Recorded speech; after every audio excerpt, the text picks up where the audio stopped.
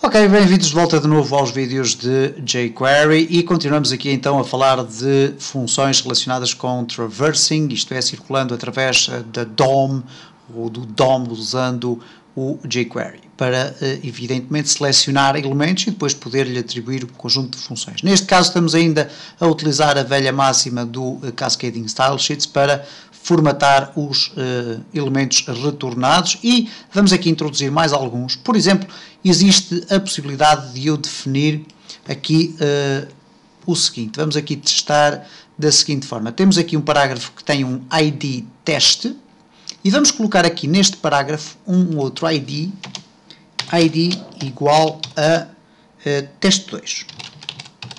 Ok? Este aqui será o teste 1 e este será o teste 2. O que significa que eu tenho aqui dois parágrafos e uma unsorted list pelo meio até chegar ali. Ora, eu posso simplesmente fazer o seguinte. Selecionar P cujo ID seja teste 1 e depois, em vez de colocar next all, porque neste caso ele iria selecionar todo o resto, ok? O ID teste 1 está aqui, ok? Eu posso inclusive aqui colocar parágrafo 3 ID igual a teste 1 para que este texto seja apresentado, para mais facilmente podermos identificar cada um dos elementos. Vamos aqui colocar ID igual a teste 2 e reparem, portanto, temos aqui, portanto, a partir do teste 1 ele foi selecionar todos os elementos, nunca esquecendo que é sempre exclusivo. Portanto, o elemento que nós estamos aqui a definir no selector não vai ser contemplado a partir do momento em que utilizamos este método. Eu posso utilizar o prev all, como já vimos no vídeo anterior, e neste caso cá está, ele vai selecionar todos. No entanto, reparem que no next all, o que vai acontecer é que eu vou selecionar todos até ao fim do meu DOM. Mas vamos imaginar que eu queria selecionar apenas até ao aparecimento do parágrafo 6 que tem o ID teste.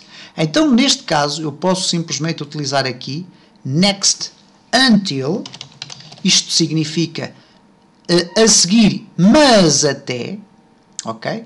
E depois eu posso utilizar aqui um selector dentro. E neste caso eu vou colocar P teste 2.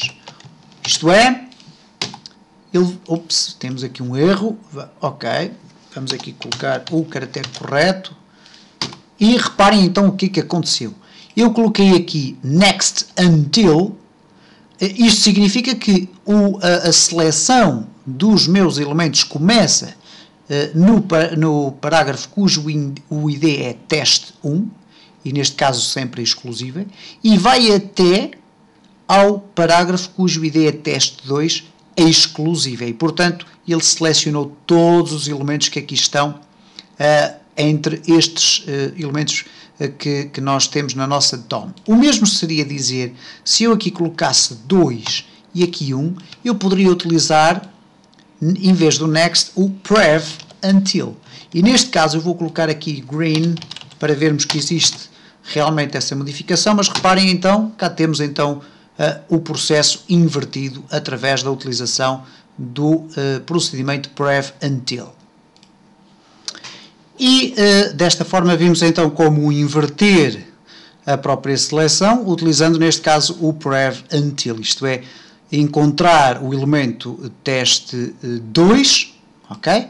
Que está aqui, e depois andar para trás, selecionar todos os elementos prévios, até encontrar um elemento cujo selector seja este. Se nós não utilizarmos aqui nenhum selector, o que vai acontecer é que são selecionados automaticamente todos e, portanto, na prática isto é como ter aqui o prev all e reparem, o resultado é exatamente o mesmo. Outro aspecto que eu posso aqui também apresentar e que é extremamente simples de perceber, e vamos voltar aqui ao yellow, é aqui o first. Ora, nós podemos simplesmente, por exemplo, selecionar aqui os lis, ok? LI, e o que ele vai fazer vai automaticamente buscar-me todos os elementos LI. Portanto, se eu agora refrescar aqui, ele vai aqui selecionar todos os elementos LI. Se eu utilizar aqui first,